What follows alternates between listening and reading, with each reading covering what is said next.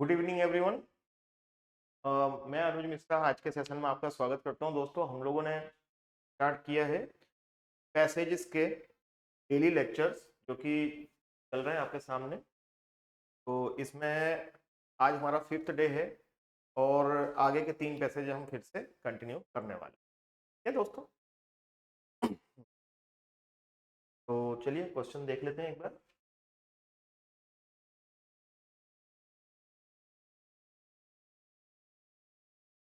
Simran runs a boutique in Delhi where she sells designer handbags and exclusive. At the start of the financial year, she stocks up on the following handbags. Simran buys handbags at rupees 1000 each, marks them up by 50% on the cost price. During a seasonal sale, she offers a 20% discount on the market price. उसके लिए क्या दिया है? She purchased shoes at rupees 1200 each and decides a markup of 60% over the cost price, and the shoes are sold at 15% discount on the market price during the same. Throughout the year, market fluctuations cause the cost price to increase by 10% for both products, but the markup percentage and discount rates remain constant. अब इसमें बेटा ये वाली line को थोड़ा सा ध्यान देना है। Throughout the year, market fluctuations cause the cost price to increase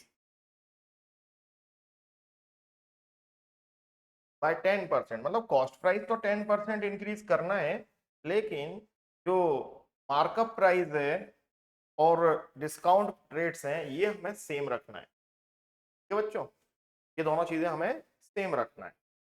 ठीक है, तो हम इसका डेटा को एनालाइज कर लेते हैं और उसके बाद आगे कंटिन्यू करते हैं। तो इस पैसेज के अंदर सबसे पहले देखो दो ही कैटेगरी दी है, एक तो हैंडबैग्स के लिए और दूसरा है शूज के लिए। ठीक है, तो हैंडबैग्स के लिए क्या है? हैंडबैग्स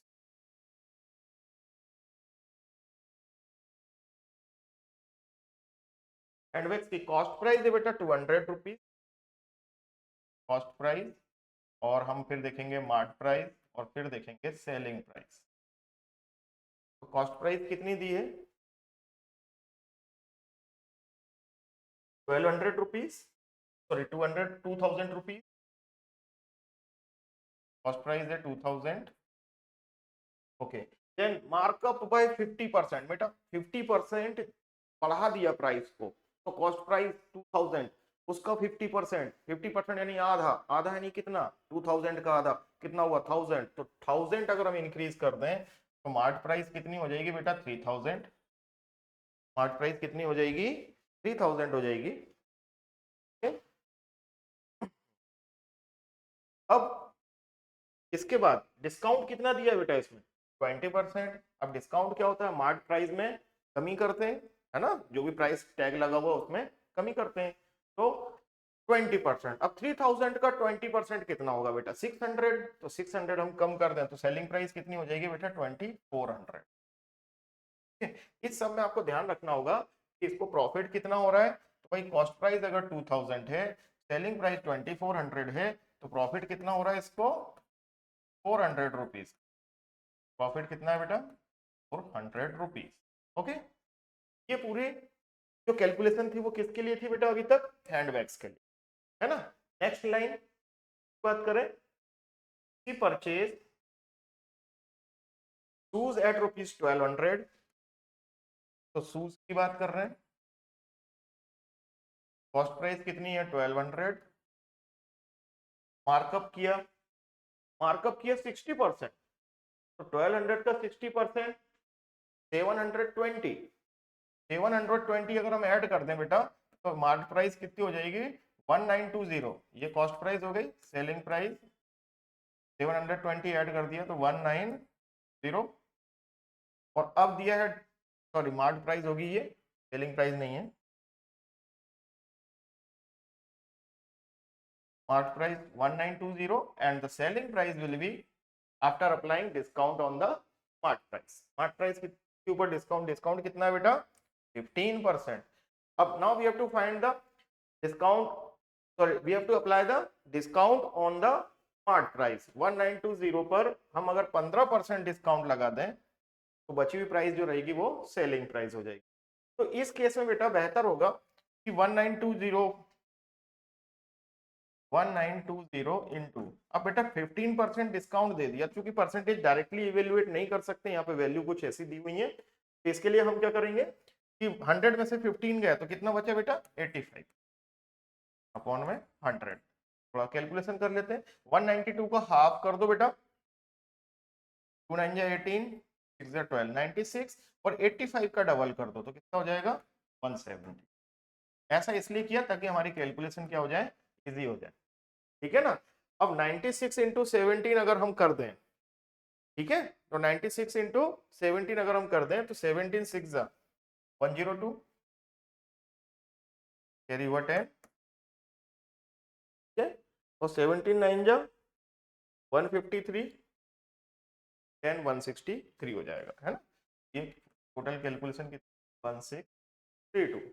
अब बेटा एक्स्ट्रा कैलकुलेशन हटा देते हैं। अब देखिए आप यहाँ पे mart price, cost price, selling price सब आ गया। प्रॉफिट चेक कर लेते हैं बेटा कितना है। प्रॉफिट हो जाएगा 1200 माइनस 162, दैट इज 432। कितना हो गया 432। पैरेलली मैं कैलकुलेशन करके रख लेता हूँ इसकी भी थ्रू आउट द ईयर। अब ये फ्लक्चुएशंस, मार्केट फ्लक्चुएशंस के केस में क्या हुआ बेटा, कॉस्ट प्राइस तो 10% बढ़ रही है, लेकिन बाकी मार्क प्राइस के लिए जो मार्कअप लगा रहे हैं, याद रखना मार्क प्राइस अलग है, मार्कअप अलग है। मार्कअप क्या होता है, कितने परसेंट ज्यादा लगा रहे हैं, कितने परसेंट अप कर रहे हैं कॉस्ट प्राइस, ठीक है। तो कॉस्ट प्राइस आपकी 10% से इंक्रीज कर लेते हैं, तो ये नेक्स्ट केस में है ना। तो नेक्स्ट केस में हमारे क्या हो रहा है, ध्यान दीजिए, हैंडबैग्स के लिए, हैंडबैग्स के लिए क्या हो जाएगा, कॉस्ट प्राइस बेटा 2000 है, कॉस्ट प्राइस है 2000, अब 10% बढ़ा दी जाए कॉस्ट प्राइस, तो बेटा 2000 का 10% 2200 होता है, कॉस्ट प्राइस तो हो गई आपकी 2200। ओके, अब उसने बोला है कि बाकी जो परसेंटेज रहते हैं चेंज वो सब वही है, यानी कि पहले जैसे हैंडबैग्स के लिए हमने क्या लगाया था 50% मोर, तो बेटा 2200 का 50% यानी हाफ 1100, 1100 अगर हम ऐड कर देते हैं तो सेलिंग मार्ट प्राइस कितनी हो जाएगी 3300, मार्ट प्राइस कितनी हो जाएगी 3300।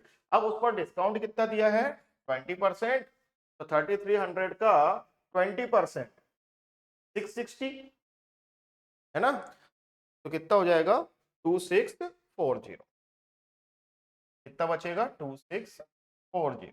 ओके, ये अब यहां पे अगर हम देखें तो प्रॉफिट कितना हो रहा है इसको,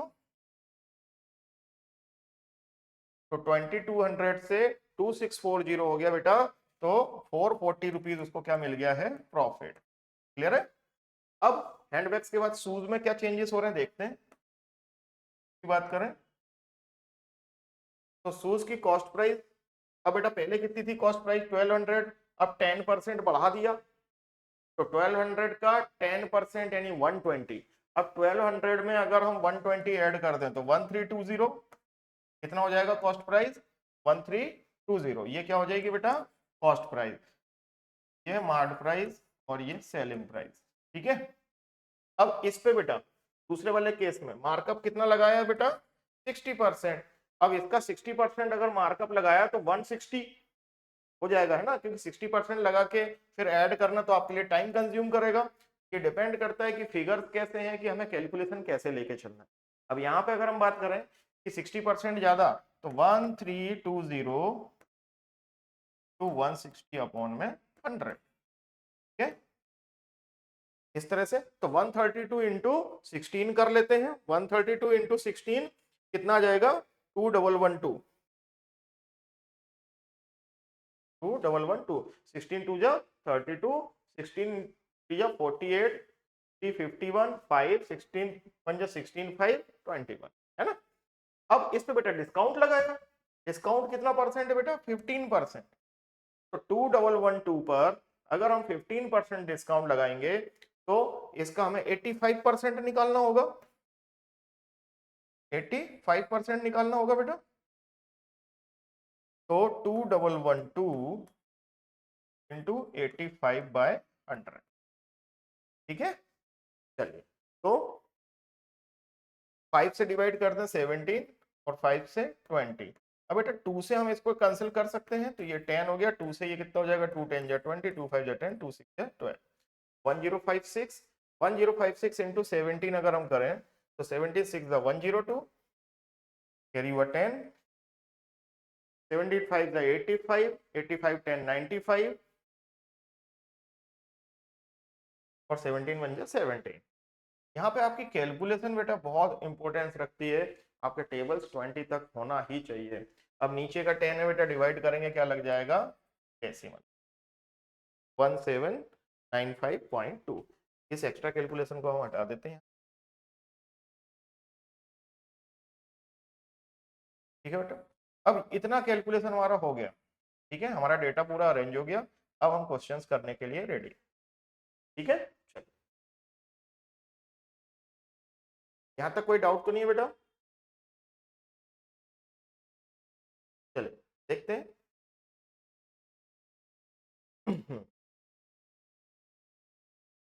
What is the selling price of each handbag and shoes respectively after applying the discount? तो पहला क्वेश्चन बेटा बहुत आसान है कि दोनों की सेलिंग प्राइस क्या है। तो हमें पता है बेटा 2400 और 1632।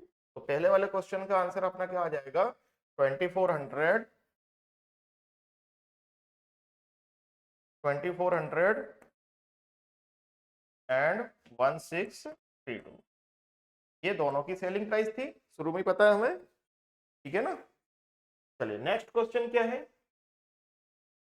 calculate the effective profit percent on a pair of handbag and shoes when sold during the seasonal sale।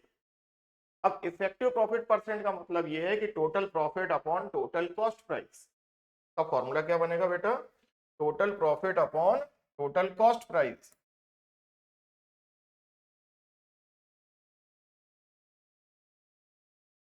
Total cost price, ठीक है, ये इफेक्टिव प्रॉफिट परसेंट इंटू 100%, ये रहेगा।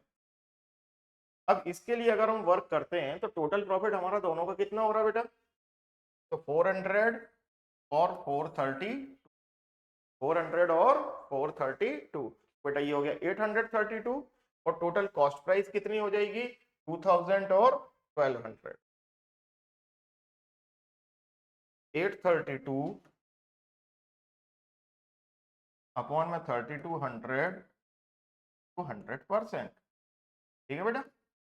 अब ये 20 से 20 कैंसिल हो जाएंगे, ओके। देन 32 से हम अगर 832 को डिवाइड करें, तो 32 से 832 को अगर हम डिवाइड करते हैं तो 32 2 जा 64, 192, 26 टाइम्स 192 हो जाएगा बेटा, और ये कैंसिल हो, है ना।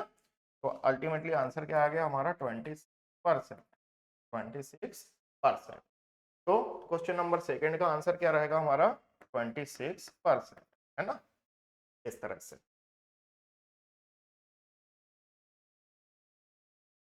Let's move to the third question.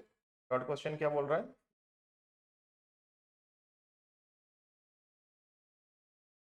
Third question है, what will be the new profit percent for both products after market fluctuations।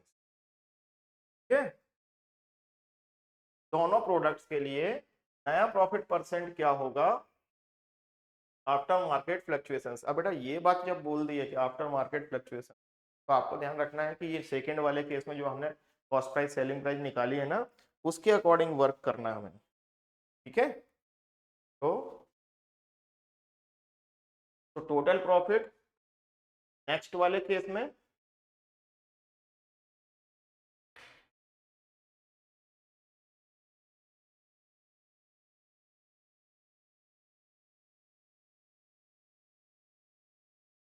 Formula यही लगेगा बेटा, बस नेक्स्ट वाले केस के लिए, है ना।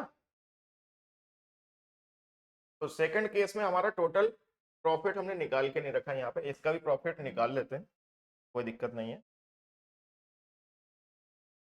तो 1320 और 1795.2, तो इसका प्रॉफिट कितना आ जाएगा बेटा, सब्ट्रैक्शन कर देते हैं, है ना, 1795.2, तो ये आएगा बेटा 475.2, ठीक है, 475.2।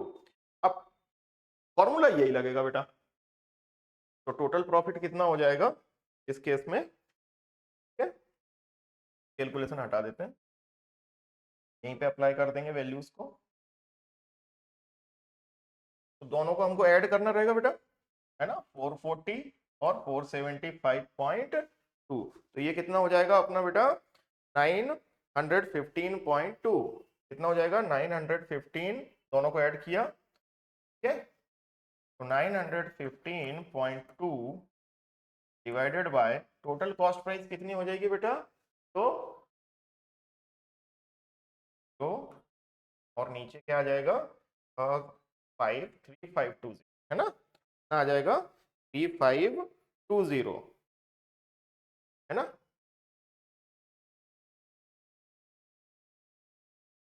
35, अब इंटू 100%, इस तरह से टू 100%। अब इसकी कैलकुलेशन करना बेटा, तो एक जीरो से एक डेसिमल गया, एक जीरो से ये जीरो गया, तो 352 अपॉन 9152 डिवाइडेड बाय 352। अब आप एक चीज देख रहे हैं कि 52 दोनों के एंड में है, ठीक है ना, तो आप 4 से डिवाइड कर सकते हो इसको, 4 से अगर हम डिवाइड करें तो क्या मिलेगा हमको, देख लेते हैं, 4 से डिवाइड कर रहे हैं, ठीक है, 4 टू ज़ा 8, अब कितना बचा बेटा 11, 4 टू ज़ा 8, ठीक है, 4 टू ज़ा 8, 4 टू ज़ा 8, अब बचा 35, 4 8 जा 32, 1 4 8 जा 32, 2 2 8 8, ठीक है, 4 8 जा 32, अभी भी डिवाइड हो रहा है बेटा, है ना, अब 8 से डिवाइड हो जाएगा 11 टाइम्स, 8 से, 8 टू जा 16, 8 टू जा 16, 8 6 जा 48, 8 1 जा 8, ठीक है, कितना, अब इसको अगर हम सॉल्व करते हैं, ठीक है, तो इसको सॉल्व करेंगे तो 11 से 261 कितनी बार डिवाइड हो सकता है बेटा, 11 से 261, 11 2 जा 22, 41, 11 3 जा 11 3 जा कितना हो जाएगा, तो यहाँ पे प्रॉफिट परसेंट ही निकाल रहे थे ना, हाँ, तो 11 3 जा, अब 11 4 जा 44 होता है, तो लगभग है ना 23.9 या 23.8 समथिंग आपका आंसर आ जाएगा, अप्रोक्सीमेट 23.8%, अप्रोक्सीमेट ये आंसर आएगा, ठीक है, अब इसका आंसर कितना हो जाएगा 23.8 समथिंग, क्लियर है बेटा,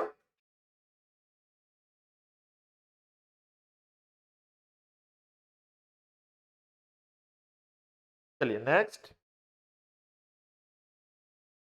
तो अब हमारा क्या होगा, following the 10% increase in cost price of shoes, what is the new selling price after discount, shoes में 10% की ये इंक्रीज वाला केस लगा दें तो न्यू सेलिंग प्राइस क्या है बेटा, निकाल लेंगे, ये तो हमारा निकाला हुआ रखा है, शूज में कितना आ जाएगा 1795.2, आंसर हमारा डायरेक्ट आ जाएगा बेटा 1795.2, 1795.2, है ना, नेक्स्ट क्या है क्वेश्चन,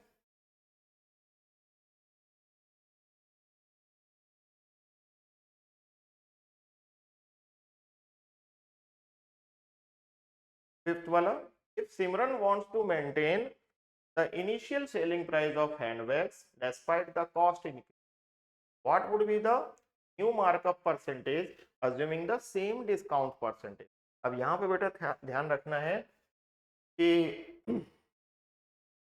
हमें क्या चाहिए, कोई सेलिंग प्राइस वही लेना है, initial selling price of the handbags. Simran want to maintain the initial selling price, इसकी हैंडबैग्स की। बेटा हैंडबैग्स की इनिशियल सेलिंग प्राइस कितनी है, लेट्स सी।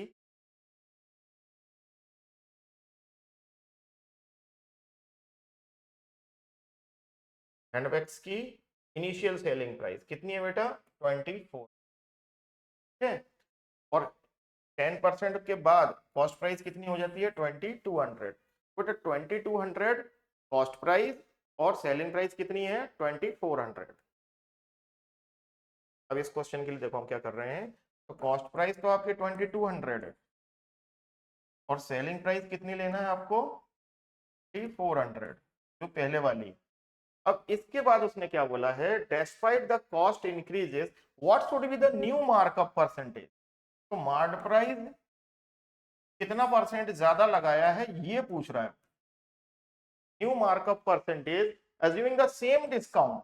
अब पहले वाले केस में बेटा डिस्काउंट है ना, 20% लगाया था उसने, पहले वाले केस में डिस्काउंट परसेंट था, आप देख सकते हैं,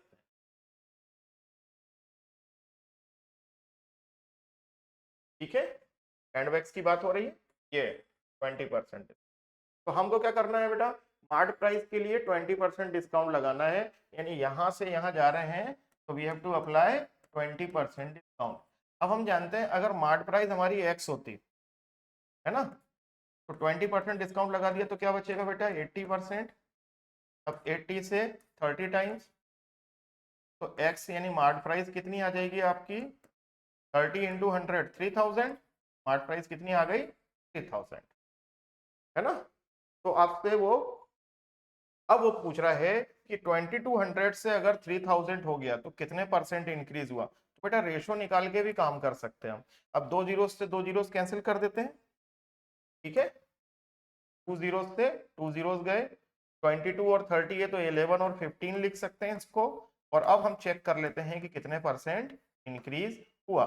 तो 4/11 कितना इंक्रीज हुआ बेटा, 4/11 इंटू 100%, है ना। अब 400/11 है तो इसको सॉल्व कर लेते भाई। 11 से 400 को डिवाइड करते हैं तो 11 3 जा 33। अब कितना बचा बेटा, 70। तो 11 6 जा 66। अब कितना बचा, 40, डेसिमल लगा लिया। 11 3 जा 33। तो ये 36.36 ऐसा चलता जाएगा। तो आंसर क्या आएगा आपका, 36.36%, ठीक है, अप्रोक्स। तो मार्कअप अपना कितने परसेंट ज्यादा लगाया जाएगा, ठीक है। यहाँ पे एक बार और इस कैलकुलेशन को चेक कर लेते हैं, कोई एरर तो नहीं है यहाँ पे। हमने सबसे पहले किससे डिवाइड किया था, 4 से। 4 2 जा 8, 4 2 जा 8 3, 30 4 8 जा 32, 4 8 जा 32, करेक्ट है। फिर हमने 8 से डिवाइड किया तो 8 2 जा 16, 68, 8 6 8 7 जा, यस यहाँ पे एरर है, हमने थोड़ा सा एरर कर दी थी इस कैलकुलेशन में, इसलिए आंसर डेसिमल में गया वो। तो 8 2 जा 16, 68, 8 8 जा 64, 48, 8 6 जा 48, इस तरह से। तो ये 11 से 286 26 टाइम्स कट जाता, तो यहाँ पे आंसर एग्जैक्ट कितना आता, 20%। ये मैं बात कर रहा हूँ बेटा क्वेश्चन नंबर 3 की, ये गलत आंसर रहेगा, 26% आएगा इसका, है ना। कैलकुलेशन मिस्टेक था, कोई दिक्कत नहीं। तो यहाँ पे हमारे सारे क्वेश्चंस फिनिश हो जाते हैं इस passage. Now moving to the next passage, read कर लेते हैं एक बार अच्छे से।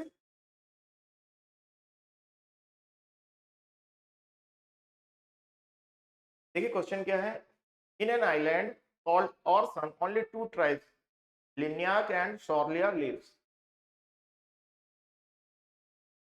The population of Lignac is 50% more than that of Sorlia, ठीक है।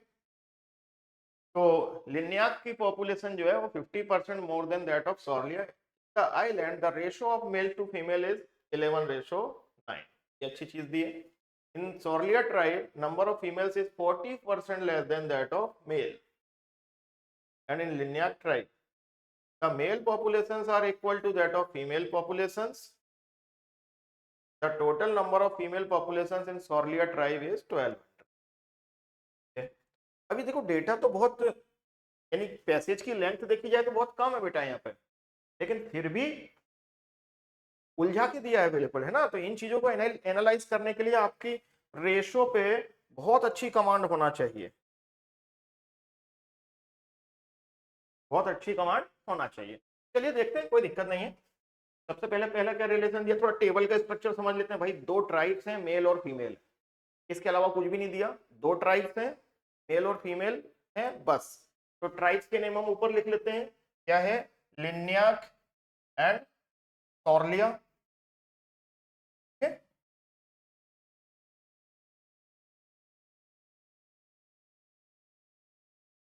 लिन्याक एंड सॉर्लिया, दो ट्राइब्स हो गई, ठीक है। और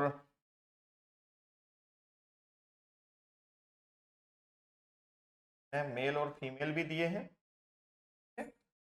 तो मेल और फीमेल को भी कर देते हैं फिल, मेल और फीमेल, मेल और, ओके। ये हमारे टेबल बन के तैयार। अगर कुछ टोटल वगैरह की जरूरत पड़ी तो हम इधर उधर मैनेज कर लेंगे। अब देखिए क्या दिया, total population of Lignac is 50% more than that of Sorlia. Lignac की पॉपुलेशन जो टोटल है वो 50% ज्यादा है किससे, सोरलिया। अब 50% को अगर हम थोड़ा फ्रैक्शन में सॉल्व करें बेटा तो क्या होता है,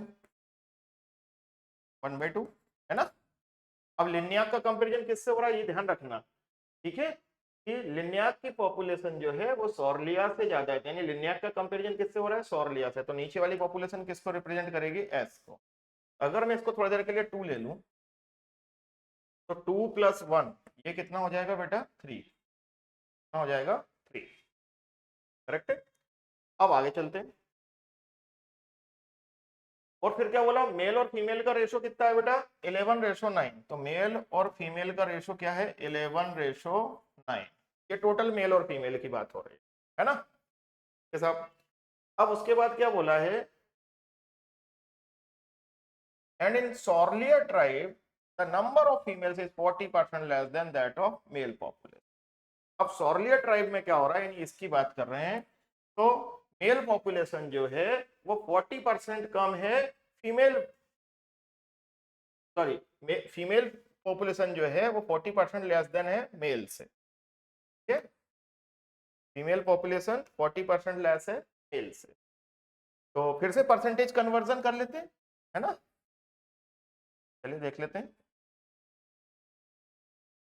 तो फीमेल 40% लेस है मेल से, तो 40% हम पहले सॉल्व कर लेते हैं। 40% क्या होता है बेटा, 2/5, यानी कि अगर मेल 5 है तो फीमेल क्या होगी, 5 - 2 की लेस है बेटा, है ना। तो अगर हम मेल 5 ले लें, ठीक है ना, तो फीमेल कितनी हो जाएंगे, 5 - 2 3, ओके, इस तरह से। हालांकि ये भी ध्यान रखना मैं सारे रेशो में चल रहा हूं और अभी मैंने कोई कनेक्ट नहीं किया। अब एक चीज समझिए आप थोड़ी देर के लिए, भाई डिस्ट्रीब्यूशन तो इसी में से हो रहा है, टोटल पॉपुलेशन यही है, पर हमें एग्जैक्टली पता नहीं है। तो अगर मैं थोड़ी देर के लिए देखूं कि ये 2 की जगह अगर कोई ऐसी वैल्यू होती जिसमें से इन दोनों का डिस्ट्रीब्यूशन हो सकता, ठीक है ना, तो अगर मैं थोड़ी देर के लिए इसको 20 ले लूं, ठीक है ना, तो ये कितना हो जाएगा, 4 3 12, 5 2 10, कितना हो रहा है ये, सॉरी इसको मैं अगर है ना 5 और 3 टोटल मिला के कितना हो रहा है, देखिए यहाँ पे थोड़ा सा परसेंटेज को मेंटेन कर रहा हूं मैं, आप लोग प्लीज ध्यान दीजिएगा। 2 था, टोटल पॉपुलेशन 5 और 3 अगर रेशो को मिला लें तो कितनी होना चाहिए, 8। इन दोनों का सम कितना है, 8, और इसको 8 बनाया जा सकता है क्योंकि इन दोनों की टोटल पॉपुलेशन इसी में से है। तो अगर मैं 2 को 8 बना लूं, है ना, यानी कि बेटा मैं कितने का मल्टीप्लाई कर दूं, 4 का, है ना, 4 का मल्टीप्लाई कर दूं, तो ये कितने हो गए टोटल, 8। अब 4 का मल्टीप्लाई यहाँ किया तो ये दोनों तो रेशो में थे, 4 का मल्टीप्लाई यहाँ भी कर दो, कितना हो गया बेटा, 3 4 12। तो अब हमने मान ली कि लिन्याक की टोटल पॉपुलेशन थी 12 और सॉर्लिया की टोटल पॉपुलेशन थी 8, 8 में से 5 मेल्स हो गए और 3 क्या हो गई। यहाँ पे एडजस्टमेंट करने से हमें ये एडवांटेज मिल गया, हमने इनको कनेक्ट कर लिया। अब आगे की लाइन देखिए आप, इससे हमको क्या एडवांटेज मिलने वाला अब आप देखेंगे। ठीक है, आगे क्या बोला है, इन लिन्याक ट्राइब, यानी इसकी बात हो रही है, Lignac tribe the male populations are equal to that of female. यानी यहाँ पे बेटा मेल और फीमेल का रेशो क्या है, 1:1। क्या है, 1:1। अब इसको देखिए आप मैं किस तरह से मैनेज कर रहा हूं। अगर ये रेशो का एडजस्टमेंट आपने सीख लिया तो आपका ये जो पैसेज है वो बहुत जल्दी सॉल्व होगा, कहीं कोई दिक्कत नहीं आएगी बेटा। अब देखिए 1:1 है ना। अब अगर मुझे यहाँ पे दोनों सेम लेना है और सम कितना होना चाहिए, 12, तो मैं इन दोनों को किससे मल्टीप्लाई कर दूं बेटा, 6 से। दोनों को क्या लिख सकता हूं, इंटू 6, तो ये क्या आ जाएगा 6, और ये भी 6। देखो 6 + 6 बेटा 12 हो रहा है। अब एक खास बात देखो, 6 + 5 क्या हो रहा है, 11, ये भी मैच कर गया। 6 + 3 क्या हो रहा है, 9, ये भी मैच कर गया। अब यानी कि यहाँ पे जो भी वैल्यू चल रही है ये सब एक दूसरे से प्रॉपरली एडजस्टेड है, भले रेशो में चल रही है, हमें एग्जैक्टली नहीं पता, आखिरी में जाकर उसने एक ओरिजिनल वैल्यू दी है ना 1200। बस ये हमारे लिए अब की पॉइंट हो गया। अब सॉर्लिया ट्राइब में फीमेल, सॉर्लिया ट्राइब में फीमेल कितनी है बेटा, 3, और दिया कितना है 1200। अगर 3 1200 है तो मल्टीप्लाइंग फैक्टर कितना आएगा बेटा, 400। इसका मतलब ये हुआ इस टेबल में अब जो भी वैल्यू आपने लिख रखी है इन सब में अगर आपको कोई भी ओरिजिनल वैल्यू की जरूरत है, you have to just multiply it by 100। पूरे को 100 से 400 से मल्टीप्लाई कर दो, आपका आंसर ओरिजिनल में कन्वर्ट हो जाएगा। तो यहां तक हमारा काम कंप्लीट हो गया। Now let's seek the questions. What is the ratio of total population of the island. अब आइलैंड की टोटल पॉपुलेशन क्या हो जाएगी बेटा, बेटा अगर रेशो में ही देखें तो ये 12 और ये 8, 12 और 8, ये 12 और ये 8, तो टोटल पॉपुलेशन कितनी हो गई बेटा 12। टोटल पॉपुलेशन हो गई बेटा 12 + 8 यानी कि 20। अभी हम ओरिजिनल पे नहीं रेशो पे ही काम कर रहे हैं। कितनी हो गई टोटल 20। और फिर क्या पूछ रहा है, to the total male population of Lignac tribe. Lignac tribe की मेल पॉपुलेशन कितनी है बेटा 6, तो हमें 20:6 निकालना था।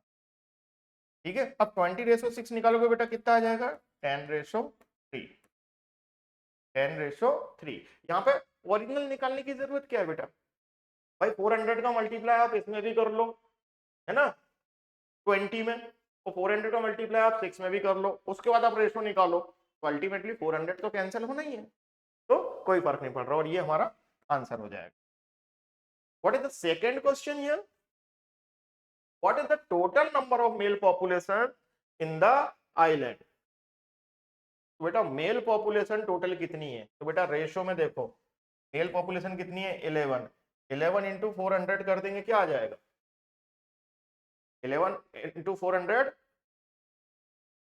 11 × 400 कितना हो गया बेटा 4400। फिनिश हो गया question. Third question, in the island the total number male populations are how much more than that of female population। तो बेटा पूछ रहा है कि टोटल मेल टोटल फीमेल से कितने ज्यादा हैं, चलिए देखते हैं। बेटा टोटल मेल रेशो में कितने हैं 11, फीमेल कितनी है 9, कितनी ज्यादा हो गई, तो 11 - 9 कितना हुआ बेटा 2, और मल्टीप्लाई किससे करना है 400 से, 2 × 400 करोगे कितना आएगा बेटा 800। इसका आंसर कितना आ जाएगा 800। इसका आंसर क्या हो जाएगा बेटा 800। ठीक है। नेक्स्ट क्वेश्चन क्या है, 20% of the total population of the island are below 18। यदि 20% पॉपुलेशन क्या है बिलो 18 है, then total how many people are above 18। अब बेटा टोटल पॉपुलेशन से डिस्कस कर रहा है, ठीक है। तो टोटल पॉपुलेशन रेशो में हमारी कितनी हो गई थी 12 + 8 यानी कि 20, ठीक है। और 20 × 400 करते हैं बेटा तो कितना हो जाएगा टोटल पॉपुलेशन 8000। ये आ गई आपकी टोटल पॉपुलेशन। अब क्या पूछ रहा है वो, यदि 20% जो है वो बिलो 18 है तो अबव 18 कितनी होगी बेटा, तो भाई 20% को 100 में से हटा दो, 20% को 100 में से हटा दो, कितना बचेगा 80%। तो इसका 80%, तो total population above 18 equal to 80% of 8000। 8000 तो बेटा परसेंट से 2 जीरो हटाओ, अब क्या है बस 80 × 80 6400, कितना आ जाएगा 400। तो फिनिश्ड। नेक्स्ट क्वेश्चन क्या है, the total number of female population in Lignac tribe. तो बेटा लिन्याक ट्राइब में टोटल फीमेल कितनी है, लिन्याक ट्राइब में टोटल फीमेल, लिन्याक ट्राइब में टोटल फीमेल 6 है, ठीक है। और वो पूछ रहा है कि लिन्याक ट्राइब में total population, total number of female population in Lynyak tribe is how much % more than that of Sorlia tribe। यानी फीमेल की बात कर रहा है बेटा। अब फीमेल सॉर्लिया में कितनी है बेटा, रेशो में ही काम हो जाएगा, तो 3 है, क्या है 3 बेटा, 3 6:3 कर लिया, है ना। ये फीमेल लिन्याक में और ये फीमेल सॉर्लिया। अब टोटल की जरूरत ही नहीं बेटा क्योंकि परसेंटेज पूछ रहा है, परसेंटेज चेंज कौन किसका कितना परसेंट ज्यादा कितना परसेंट लेस। अगर रेशो ये कुछ भी निकालना हो तो ओरिजिनल की जरूरत नहीं है, अगर रेशो वैल्यू भी पता है आपको एज इट इज वर्क करता है। अब बेटा 3:6 यानी क्या हो गया 2:1, और पूछा क्या है उसने, ये वैल्यू इससे कितने परसेंट ज्यादा है, बेटा कितना हुआ 1 से 2 हो गया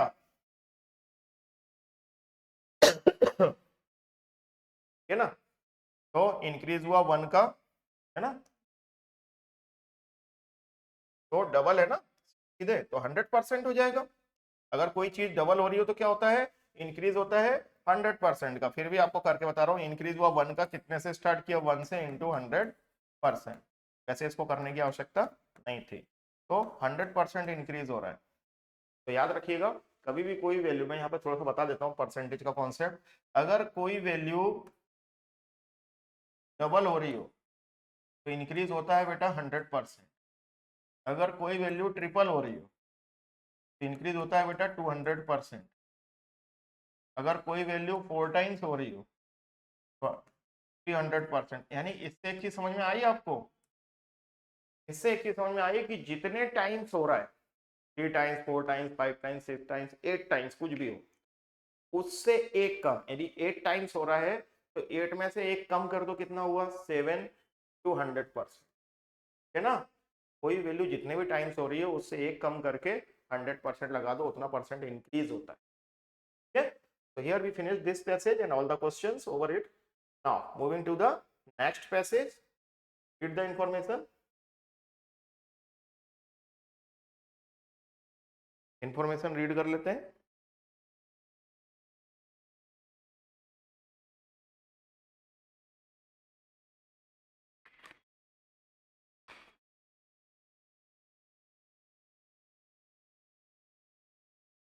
चलिए क्या दिया information, A father divided his property between 2 sons A, B, C and 1 daughter C.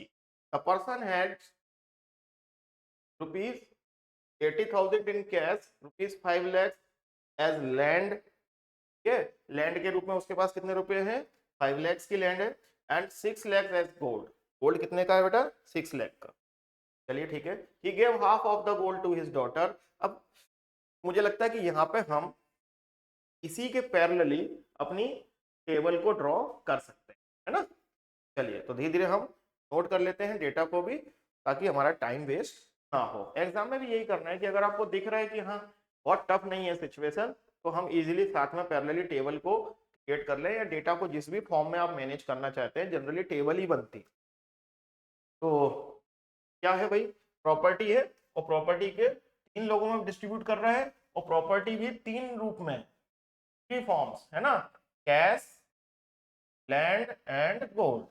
ठीक है, चलिए, तो मैं इसके 3, 2 बेटे और 1 बेटी, याद रखना सी बेटी है, और किस फॉर्म में है अमाउंट या उसकी प्रॉपर्टी, कैश,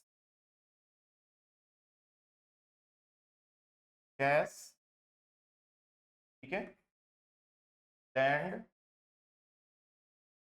एंड गोल्ड, है ना, कैश, लैंड एंड गोल्ड। अब कैश कितना है बेटा, उसने दिया हुआ है यहाँ पे 80,000, तो मैं 80,000 यहीं रख देता हूँ, ठीक है,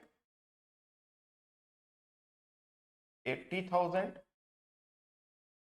कैश कितना है 80,000, है ना।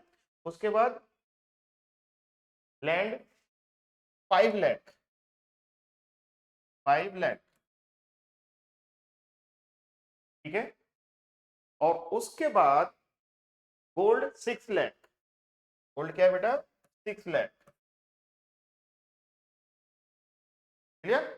तो ये अमाउंट का डिस्ट्रीब्यूशन क्या है, टोटल अमाउंट इस तरह से। नाउ अब हम आगे चलते हैं और देखते हैं कि किस तरह से डेटा को डिस्ट्रीब्यूट किया गया है, यानी अपनी प्रॉपर्टी को किस तरह से डिस्ट्रीब्यूट कर रहा है। ये तो आउटलाइन मिल गई कि भाई इसके पास इतना इतना था, और ये अच्छी चीज है, ये इजी क्वेश्चन होगा 100%, क्योंकि इतनी सारी चीजें अगर इनिशियली दे दी हैं तो ये बेस वैल्यू है, और बेस वैल्यू ही अगर आपको दे दी जाए तो डिस्ट्रीब्यूशन करना आसान हो जाता है ना। तो मैं इसको बिल्कुल इजी कैटेगरी में ही काउंट करूंगा। अब देखते हैं यहां से, he gave half of the gold to his daughter, बेटा आधा गोल्ड उसने अपनी बेटी को दे दिया, डॉटर यानी कि ये थी। अब 6 लाख पूरा गोल्ड था, तो 3 लाख उसने अपनी डॉटर को दे दिए, ठीक है बेटा। he gave half of the gold to his daughter and remaining gold divided between sons in equal proportion, यानी कि बाकी बचा हुआ गोल्ड का जो अमाउंट है वो दोनों बच्चों में बराबर बांट दिया है। तो बेटा 6 लाख में से 3 लाख तो दे दिए, रिमेनिंग अमाउंट कितना हुआ गोल्ड का 3 लाख, 3 लाख इक्वली डिवाइड करोगे 1,50,000, 1,50,000 इजीली डिवाइड हो जाएगा।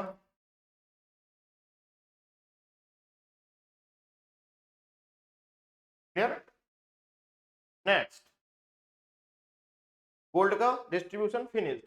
Now he gave only 20% of the total land to his daughter. अब डिस्ट्रीब्यूशन किसका हो रहा है, लैंड का, यानी लैंड के अमाउंट का, ठीक है। तो उसने 20% दिया है डॉटर को, तो बेटा 5 लाख का 20% कितना होगा, 20% इज 1/5, 5 लाख का 1/5 कितना हो जाएगा बेटा 1 लाख। तो डॉटर को दे दिया उसने 1 लाख, डॉटर को क्या दे दिया उसने 1 lakh,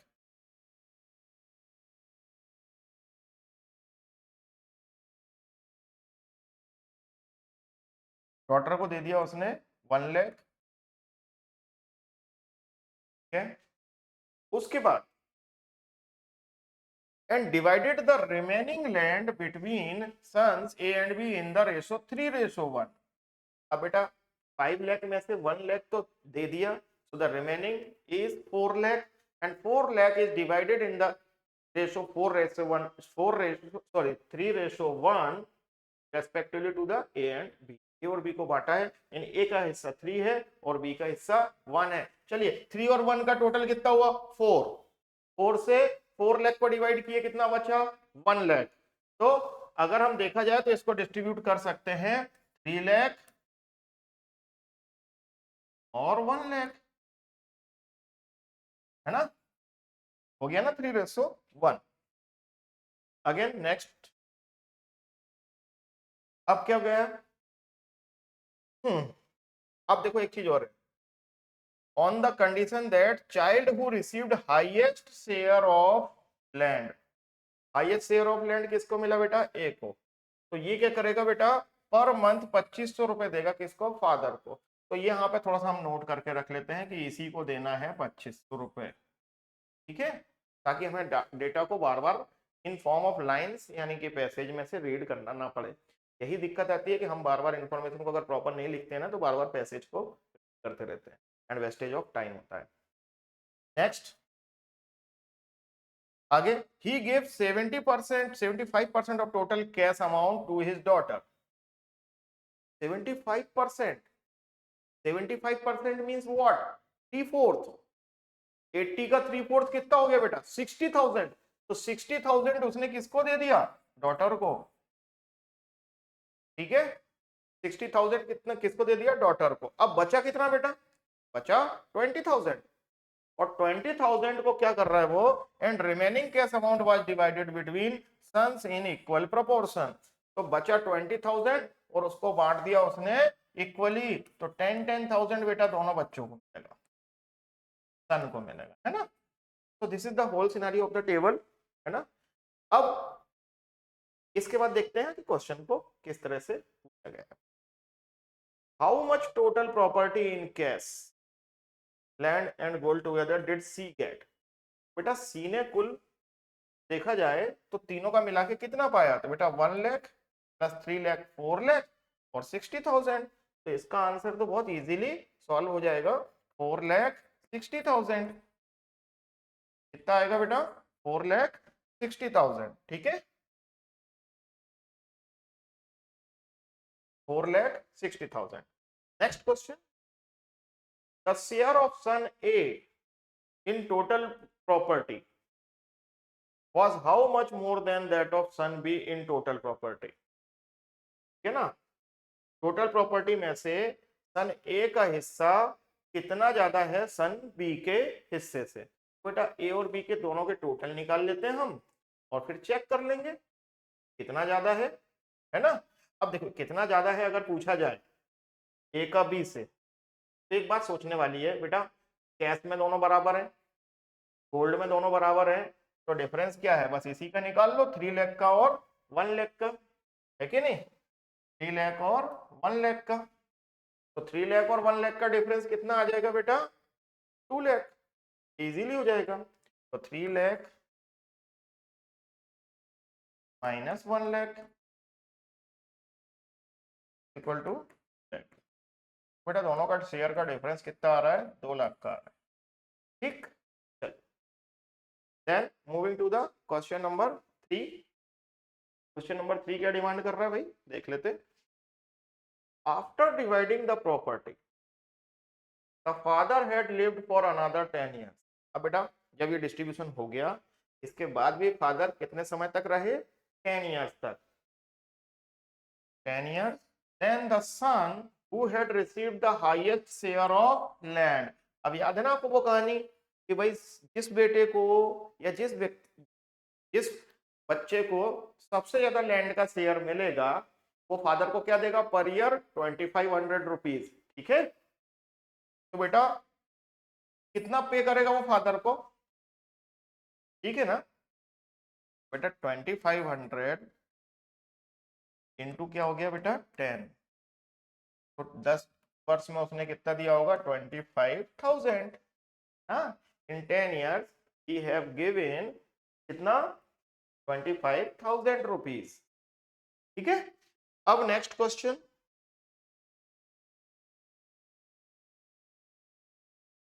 and the son who has received the highest share of land was left with how much total property after 10 years? तो यहाँ पे कुछ और चीज भी है, देख लेते हैं एक बार। ऐसा तो नहीं कि कहीं हमने कुछ गड़बड़ रीड कर लिया हो, वैसे तो चीज उसी से रिलेटेड है, लेकिन फिर भी क्वेश्चन को एक बार और अच्छे से देख लेते हैं। Highest share of land was left with how much total property after 10 years? बेटा इसमें कोई दिक्कत नहीं है, बस वो ये पूछ रहा है। अब उसने दिया, यानी यहां तक की कैलकुलेशन तो आपको करना है, लेकिन उसने थोड़ा सा आगे पूछ लिया है कि भाई जिस बच्चे के पास सबसे ज्यादा शेयर था उसके पास कितना बचा? How much highest share of land was left with how much total property? बेटा ए की टोटल प्रॉपर्टी क्या है, उसमें से 25,000 को सब्ट्रैक्ट करना है। ठीक है भाई, कर लेते हैं, कोई दिक्कत नहीं। ए की टोटल प्रॉपर्टी कितनी हो जाएगी बेटा? 314। ठीक है, 4 लाख और 50 10 60, 4,60,000। ठीक है, 4,60,000 कर लेते हैं। तो 4,60,000 माइनस 25,000, बेटा कितना बचेगा इसके पास? ठीक है, तो बेटा 60 में से 25 गया तो कितना बचेगा? 35। तो 4,35,000। अच्छा, क्वेश्चन को बड़े ही आता हो बेटा, फिर भी बहुत अच्छे से रीड करना जरूरी है। देखिए अभी सिली मिस्टेक हो जाती है ना, तो क्वेश्चन को प्रॉपर कर रीड करना जरूरी है। ठीक है, चलिए नेक्स्ट क्वेश्चन क्या है? The share of land received by son A was how much percent more than that by daughter सी।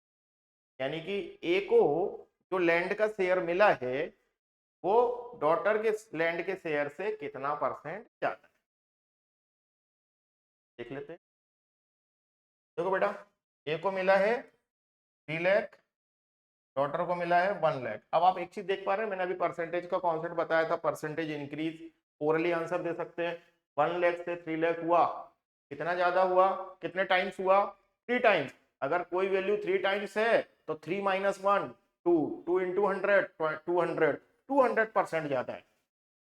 तो इसका आंसर डायरेक्टली लिख सकते हो आप 200%। ठीक है, और हुआ क्या कि 1 से क्या हो गया 3, ये सी का शेयर है और ये 1 लाख, और ए का कितना है बेटा 3 लाख।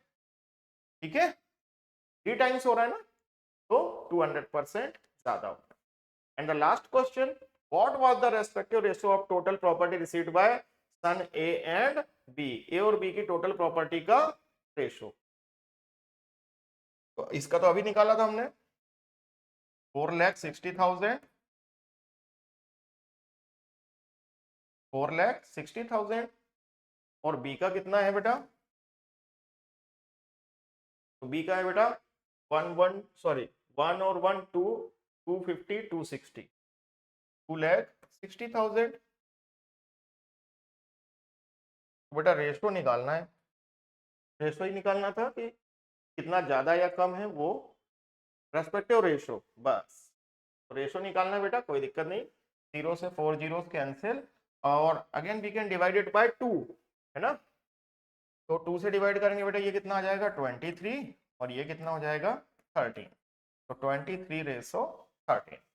तो देखिए हम हमेशा अभी जो पैसेज हम डेली कर रहे हैं बेटा, इनमें आपको हमेशा ध्यान रखना है, पहला इंपॉर्टेंट चीज है कि अपने आप पे कॉन्फिडेंस बना के रखो।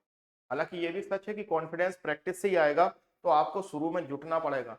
दूसरा, इंफॉर्मेशन को रीड करते वक्त आपका कॉन्सेंट्रेशन बहुत ज्यादा होना चाहिए। कॉन्सेंट्रेशन अच्छे से रीड करोगे, ठीक है ना, तो आपको इन्फॉर्मेशन भाई, कभी कभी हमको हो सकता है कि पूरा डेटा पहले पढ़ना पड़े, कई बार हो सकता है कि इनिशियल लेवल पे ही आपको फंडामेंटल वैल्यूज जो है वो बेस वैल्यूज वो दी हुई हो, तो हमने टेबल तुरंत क्रिएट कर लिया, तो इसके लिए भी आपको प्रिपेयर्ड रहना पड़ेगा। ठीक है, तो इस तरह से आपको कुछ चीजों का ध्यान रखना है, और बिल्कुल कॉन्सेंट्रेशन तो हद से ज्यादा चाहिए इनमें। ठीक है, चलिए तो आज हम इतना ही कर रहे हैं, कल फिर नेक्स्ट क्लास में हम और नए पैसेजेस के साथ वर्क करेंगे। Thank you so much. यदि कोई डाउट हो तो आप प्लीज पूछिए।